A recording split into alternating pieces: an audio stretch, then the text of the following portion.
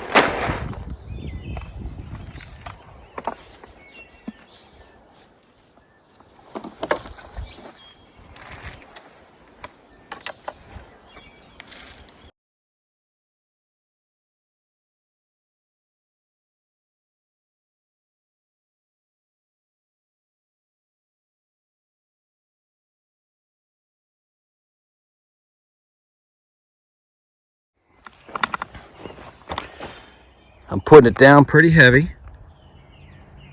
You can see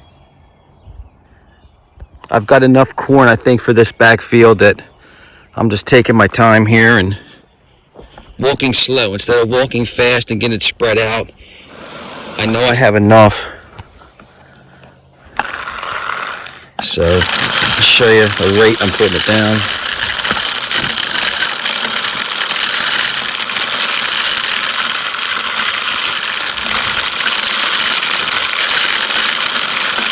These bags seem to say 85% germination rate.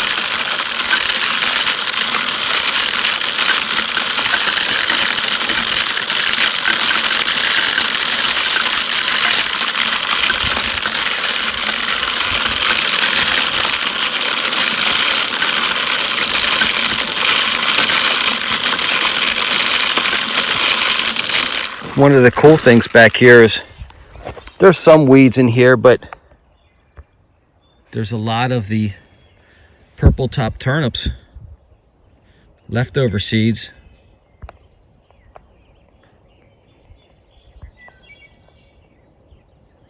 That are growing. Up there's a lot more of them, but there's another one there. Yeah, the brassicas from last year are growing now. There's a whole bunch of them right here.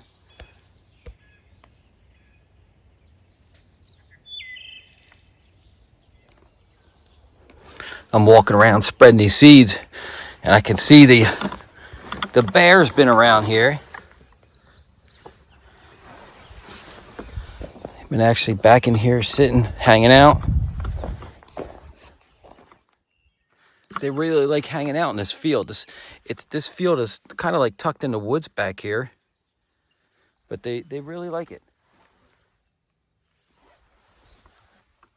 This is the field here where I shot mine a couple years ago. It came out right here. All right, the corn's done. I did about 60 yards across and about 150 yards down of cornfield. Right next to the cornfield here is a clover plot. That's probably, I don't know, maybe 20 yards wide, and it only goes halfway down the field. So I'm going to extend that clover plot, but I've bought some field peas. And this germination rate is even worse. It's only 80%. So it's going to go corn, clover, and peas. And then the very bottom where it's all yellow down there, I'm going to put the soybeans.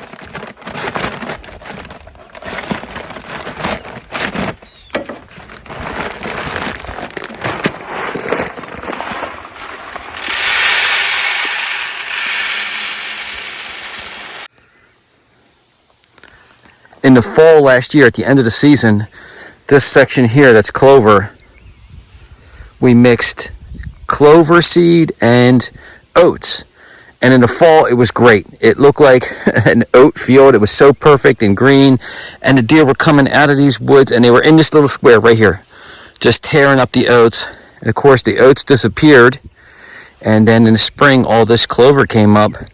But it's got grass and weeds mixed in with it. And when I sprayed Roundup at that bottom, I actually came up here and I put in, I think it's called clethodim. It kills grass, not broadleaves. So I sprayed that over top of this. Hopefully it'll kill off any grass that's sticking up. But there's some kind of junk in there. I don't know what that is. There's a patch of something right there. It might actually be goldenrod. But I got so many peas. I got 50 pounds of peas. I'm going to start the peas back here. If I have any extra, I'll put them inside this clover and see. Because if this corn grows, there's so much corn in there, it's going to suck so much nitrogen out of the soil that I want to start like kind of rotating. So maybe I cut this field into thirds. So 1/3, 1/3, 1/3. And I kind of rotate it between every couple years. Clover and whatever the legumes are that put the nitrogen back in the soil, kind of rotate them, because it's gonna suck that soil dry of all the nutrients up there, all that corn. So we'll try to do some rotating here. But here's the peas, and let's see how this goes.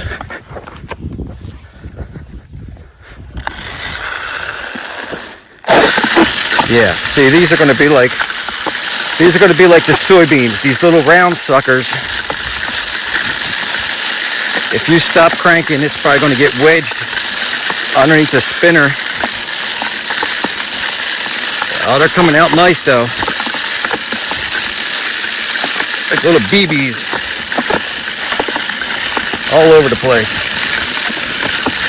Now I kind of want to use the chain drag on this. I don't want to disc these under because I don't feel like the soybeans and these peas need to be buried. So I might do this part with the chain drag and save the disc for the corn up there. Yeah, there's a lot of grass here because I missed it with the Roundup.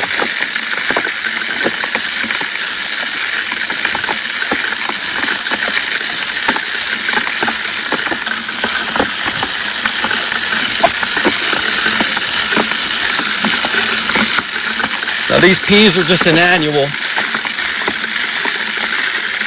This kind of sucks that all the good food are annuals. Gotta plant it every year. It's almost like you're better off just planting clover fields or alfalfa fields. You ain't gotta plant stuff every stinking year.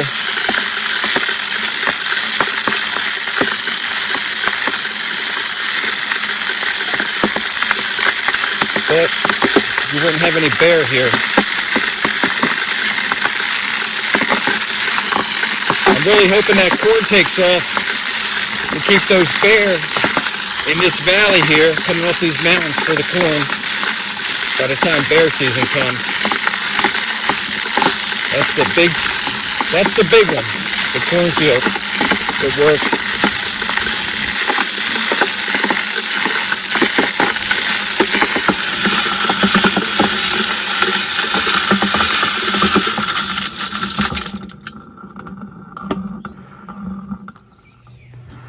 All right, the peas are done. I got enough that I spread it inside this clover, and then this rectangle down here, and now this whole bottom with all the thatch in it, which is nice for soybeans actually. I really feel like if I put the soybeans in here and then go over it with the chain drag, it's going to be just enough as long as we get some water, some rain. But now I'm on to the soybeans. These are these are forage soybeans, and it is, what is the germination rate? 81%. And I have a bag of inoculant, so I'm gonna have to mix it myself. I'll probably just put some in there and shake it up dry. I mixed the inoculant in this container dry, and it looks like it kind of just, even though I mixed it, it all just went down into the bottom down there. And then I poured some in the bag, and I'm going to mix it in the bag. I went cheap with the soybeans to save a couple dollars, and now I'm second guessing myself. I should have just bought the Roundup Ready pre-inoculated beans that I usually get, because now I'm worried about this. Now we'll see.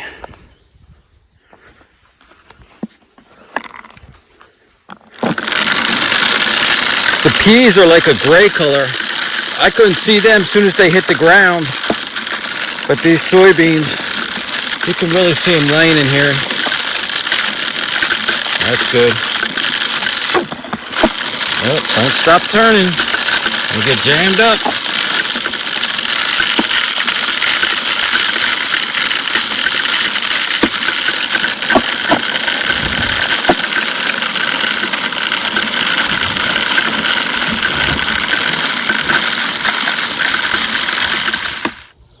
So I did it. I stopped turning and the handle got stuck. Let me show you. See how the soybeans get underneath that thing? And you can't turn it. I gotta get them out. Okay, so another part of this experiment, I got Miss Oxford 821, and you can see all the corn down in here.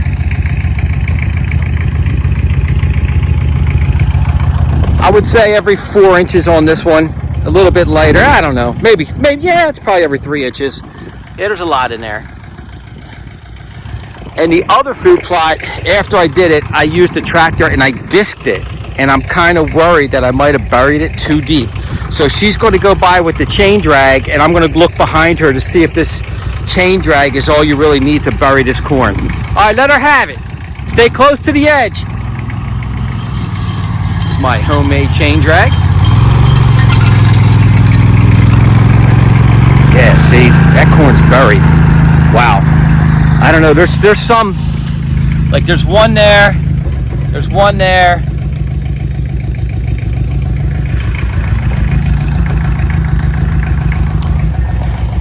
Ah, man, it's iffy. I don't know. I would say it's like 50%.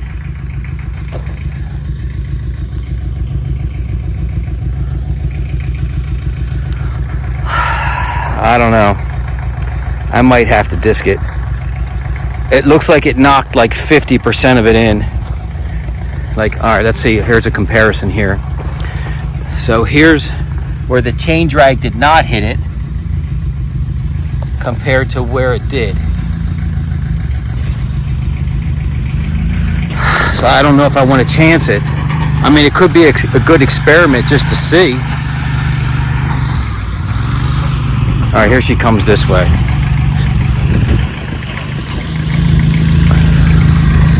You can see right there.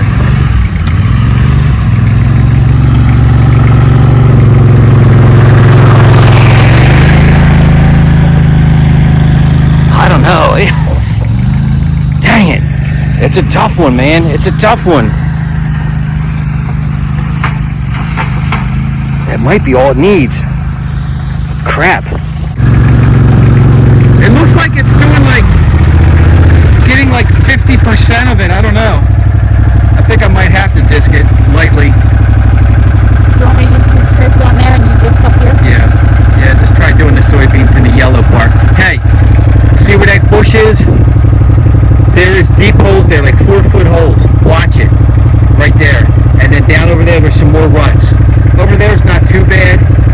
There's the ditch there, and then big holes. So do you want me to go around all the way to the end and back around? Yeah, the whole thing. Just be careful. Want me to just finish this little circle? Yeah, go down.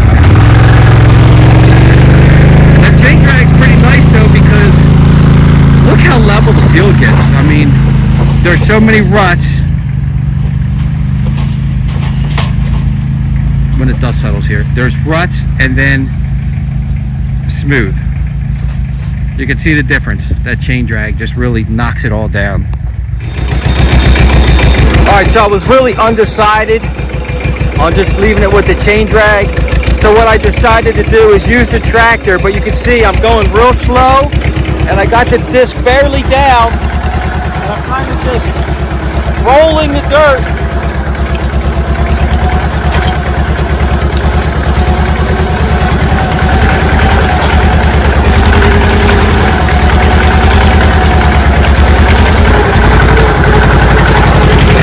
Kind of just rolling it over instead of like throwing it real far. Just kind of like flipping it over. Maybe that's good enough. All done. So I did end up disking it real slow and real light. I didn't go too deep and I kind of just rolled the dirt. And then when it got down to the bottom, Miss Oxford 821 used the chain drag down there. This is the first year for that field down there, that yellow stuff. And I kind of was watching her, she was doing it, and then I said F it, and I took the tractor and I disked over top of what she chain dragged already, because it looked like she was just dragging grass. It didn't look like I saw any dirt. So now there is some clumps down there, dirt, some scratches in dirt from the disc. So it got double down there. So all we have left to do now is put up our solar fences around it. Like, there's a rock everywhere.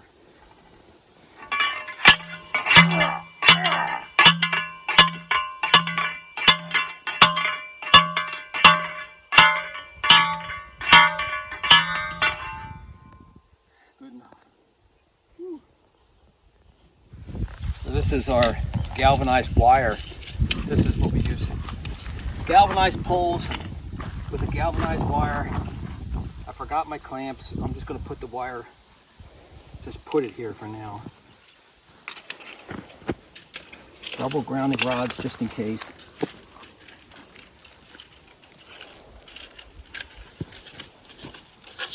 I'll just put some extra to hang off.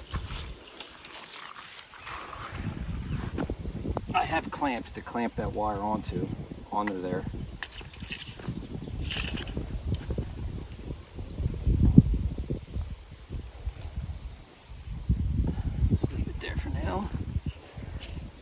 Right, so we've got our wire here. We put our poles all the way around, and because we're cheap, we're going to just do one string of wire on this field. We don't have enough stuff to fence this out the proper way, so we're just going to do one string around with the solar charger here and the two grounding rods kind of in the middle of the field, because if it's too far that way, it'll be shaded by the trees.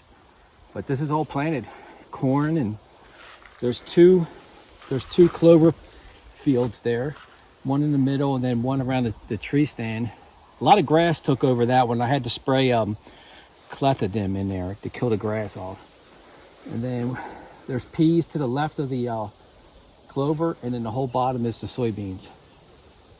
So this will be a real good spot if it grows. And I did see rain 9 days from now, a 60% chance. 9 days. This has been in the ground for a couple days already. Let's see how dry it is. I always wonder, like, hey look, you can actually see some corn still. The disc didn't get all of it. Yeah, that shit it's dry. It's so dry. Well, at least we know the corn seeds won't rot. They're just going to sit there. But what is cool is Nebraska still, even with all the disking I did. Look at this. This is either a collard green or a purple top turnip, but there's still a bunch of them still out there. They still survived, even with me going back and forth a million times disking that thing. So we've got a fluke plot. If none of this grows, we've got one plant right there. I'll cage it off.